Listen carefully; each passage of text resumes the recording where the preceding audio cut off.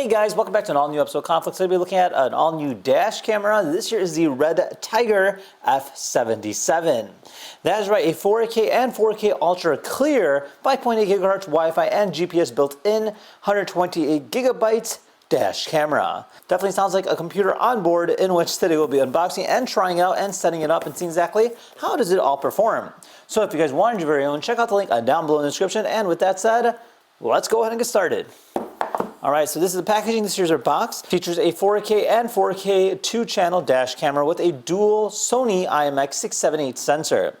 A dual HDR Starvis 2 night vision technology with WDR, 5.8 GHz Wi-Fi, as well as GPS, voice control, touchscreen, and a built-in 128 gigabytes storage. Alright, let's open this thing up.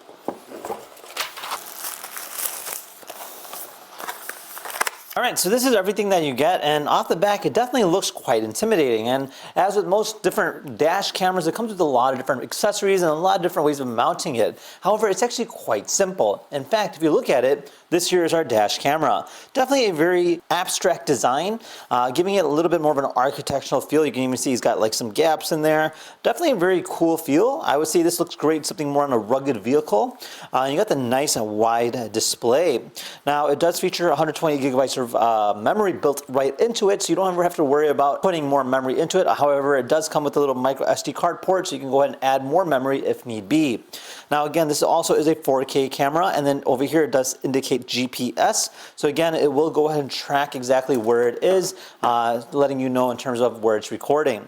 And this here is going to be our rear camera. Again, very interesting, similar design to the other one. However, this one here would be powered by the Type-C cable, which is connected to the side directly back into our particular camera.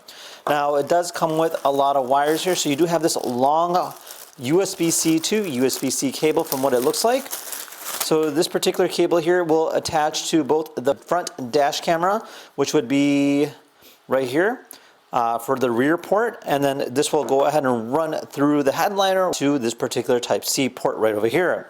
Now, it does come with this particular power adapter. So this here is going to be our cigarette power adapter, so it will go ahead and directly attached to the USB-C, then go ahead and run through the cigarette port, and then also has an additional USB port as well, so you can always go ahead and utilize that to go ahead and charge. And then you'll also see a variety of different ports, or essentially 3M tape mounts. So this will be great to go ahead and mount it in different places. And then you also have these wire mounts, so if you have to go ahead and run it against the window or something, you can always use it like that too. This tool here to go ahead and extract it if you need to be. And then you can look at the particular dash camera. You'll see there's a variety of different buttons, including manual, left, right, and OK. Looks like a record button on the side. It's got a locking mechanism, so if you look here, just go ahead and slide that. I'll go ahead and release this particular bracket, and then I'll go ahead and slide back in there to go ahead and lock it in place. Same with the rear. So this here is going to be our USB-C hardwire kit, which you can see right over there. So it comes with a fuse box and as well as the connectors, which you can actually see all right over there. So that is nice and convenient. So if you want to go ahead and run it directly like that, you can always do it like that as well. Then the benefit of having it hardwired in is that it's always on. So if it does interact, or if there needs any point where it needs to be recording while it's off, it'll go ahead and still work. These are essentially like mounting pieces, so you can go ahead and put this on the window, and this will go ahead and let the particular sticker adhere to it better. Lastly, you get your user manual as well as your quick start guide. And then of course you do have that interface app where you can go ahead and connect to it. Let's go ahead and set this thing up next and try it out. So first thing we're gonna do is remove our old camera, just like that. We actually utilize the same power source as I already have it pre-wired in, as it is a standard USB-C cable, which we'll be mounting. To make this a little bit easier, we're gonna slide this panel out here, so then we can just go ahead and mount it in. And then since we are using the power source, we're going to use that for the USB-C. Should just turn right on. All right, so before we go ahead and continue the boot process, I'm going to go ahead and hook up the rear camera next. Okay, so we're going to do the same thing for the rear. Just go ahead and peel that double-sided tape off. And I'm going to go ahead and mount this right over here, just like that. A little bit of field of view right over there. You can see how I can slide that on and off. Take this long USB-C cable. Traditionally, you would want to go ahead and run it through the headliner, going all the way to the front. Okay, we're going to put the cable right over here. Alright, so you can see here it is officially mounted. We have both cameras working at the same time. So you got the front and rear display. showing us the live display. Now I can go ahead and go to a photo button here by taking a quick screenshot showing the different pictures going on, what's happening there. I have lock mode, I have my menu mode, so I can do settings. You can see here, mirror flip, resolution. You can record up to 4K, which we are currently doing. You have your click tones, your fatigue reminder, loop recording, G sensor, so if it does detect movement, it'll go ahead and do it that way as well. It is voice control too, so that's pretty cool too. So if I click on that here, you can see the voice commands. So it's really nice, kind of giving a little smart edge on the typical like recording goes. You have your mirror flip, and then you have more settings, including parking mode, a GPS, exactly showing that, speed stamp, showing how fast you're going, GPS stamp, your speed units, you can go and change that between, you know, kilometers or miles, clock settings, time style, stuff like that. You can go into even more settings, including format, help center, downloading, updating, stuff like that as well. So yeah, that is kind of it in terms of settings goes, and we're back to the main menu. So pretty darn cool. A lot of different things that you can do, and then obviously you have your playback, which you can see the footages, your video tape mode, and then you can just hit OK and back into our screen here. We actually have a live footage of exactly what we're seeing. I can also go ahead and rotate it. Again, this is not exactly 4K, but it does give you that nice quality view, kind of showing you, if, for instance, if I'm not by my vehicle and I detect a motion, it'll actually show us our particular speed as well as our GPS on this particular screen. So that's kind of neat. I have our settings. So all the settings that we see in the particular touchscreen here will be accessible here. I can go ahead and adjust all that in terms of settings go. I can also access my footage. So this is our built-in storage. Again, 120 gigabytes, more than enough for filming goes. But you can always go and upgrade that based on the micro SD card.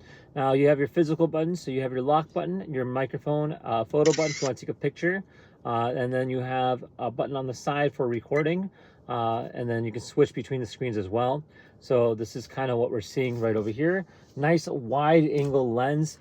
This is the live footage of what we're seeing. And yeah, let's go ahead and start driving and see how this kind of looks.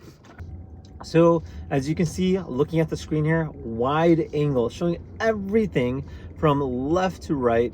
This here is my perspective on driving. You can see that it's not terribly distracting. It is a very large unit, but again, you know, you can go ahead and tuck that into different corners if you want to.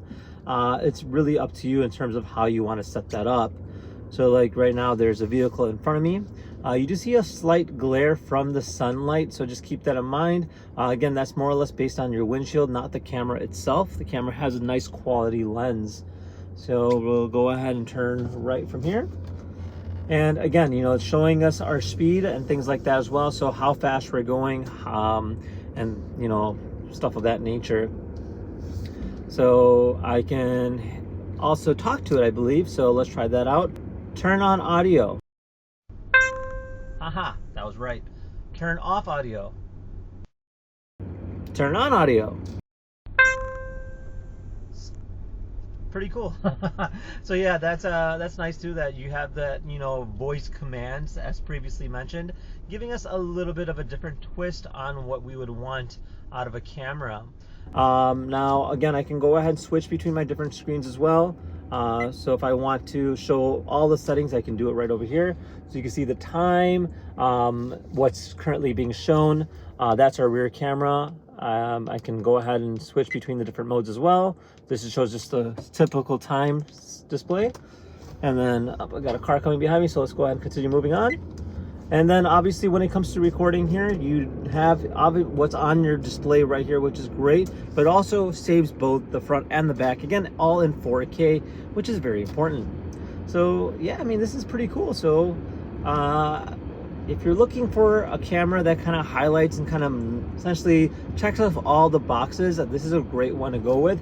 Again, you know, with dash cameras, honestly, having a high quality camera is probably the most important thing that you can have, because ultimately, you know, getting that person's license plate, getting it all on camera is going to be very essential in today's society.